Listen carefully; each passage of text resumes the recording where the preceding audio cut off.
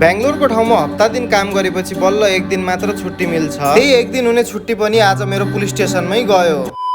Hey guys, फेरि पनि स्वागत छ सबैजनालाई मेरो एउटा नयाँ मिनी भ्लगमा। आई होप कि सबैजना सन्चै र एकदमै आरामै नै हुनु होला। सो आज चाहिँ तपाईँहरूको साथ सपोर्ट र मायाले गर्दा फेरि हाम्रो चाहिँ 5000 फलोवर्स र सब्सक्राइबर्स कम्प्लिट गर्ने च्यालेन्जको डे 24 पनि भयो। हाम्रो यो च्यालेन्जलाई छिटो भन्दा छिटो कम्प्लिट गर्नको लागि चाहिँ सबैले फलो र सब्सक्राइब गर्न चाहिँ नबिर्सिनु होला। आज चाहिँ हाम्रो छुट्टीको दिन थियो, त्यसैले म चाहिँ बिहानै उठेर नुहाइ धुवाइ गरेँ। त्यसपछि लुगा सुगा लगाएर रेडी पनि भए। रेडी चाहिँ कहीँ घुम्न या कतै जानको लागि होइन, म चाहिँ पुलिस स्टेसन जानको लागि हो रेडी हुन लागेको। त्यसपछि म चाहिँ घरदेखि बाहिर आएर र्यापिडो पनि बुक गरेँ। र्यापिडो चाहिँ अलि अगाडि आएर रोकेको रहेछ, त्यसैले म चाहिँ केही कदम अगाडि हिँडेरै गएँ। त्यसपछि र्यापिडोमा बसेर म चाहिँ जान थालेँ आफ्नो जाने ठाउँतिर। आज भोलि त फेरि यो बेंगलोरमा घाम यस्तो बढेको छ कि दिउँसोको टाइममा बाहिर हिँड्न नै गाह्रो नै अति भन्दा पनि धेरै गाह्रो हुँदो रहेछ। त्यसपछि बाटोको ट्राफिक र घाम सहेर म चाहिँ फाइनली अब पुलिस स्टेसनमा पनि पुगिसकेको थिएँ। पुलिस स्टेसनमा चाहिँ मलाई भिडियो बनाउन डर लागिरहेको थियो, त्यसैले चाहिँ मैले अलिअलि भए पनि लुकी लुकी भिडियोहरूको क्लिप बनाइरहेको थिएँ। पुलिस स्टेसनमा केही छिन बस्यौँ र कुराकानी गर्यौँ, तर आफ्नो काम नभइसकेपछि हामीहरू चाहिँ फर्क्यौँ अब आफ्नो रुमतर्फ जाने भनेर। त्यसपछि नजिकैको एउटा सिग्नलमा आयौँ र हामीले चाहिँ आफ्नो लागि अब र्यापिडो पनि बुक गर्यौँ। यो घाम चाहिँ हामी बस्नेतिर मात्र हो कि तपाईँहरूकोतिर पनि यस्तै भएको छ, कमेन्ट गर्नु होला। त्यसपछि र्यापिडो आइसकेपछि म चाहिँ र्यापिडोमा बसेर अब जान थालेँ आफ्नो रुमतर्फ। रुममा पुगिसकेपछि म र मेरो बुढी भएर चाहिँ जान थाल्यौँ अब हाम्रो भदैलाई स्कुलबाट लिनको लागि, किनकि अब भदैको छुट्टी भइसकेको थियो। त्यसपछि भदैलाई लिएर चाहिँ फर्क्यौँ अब हामीहरू भदैको रुमतर्फ।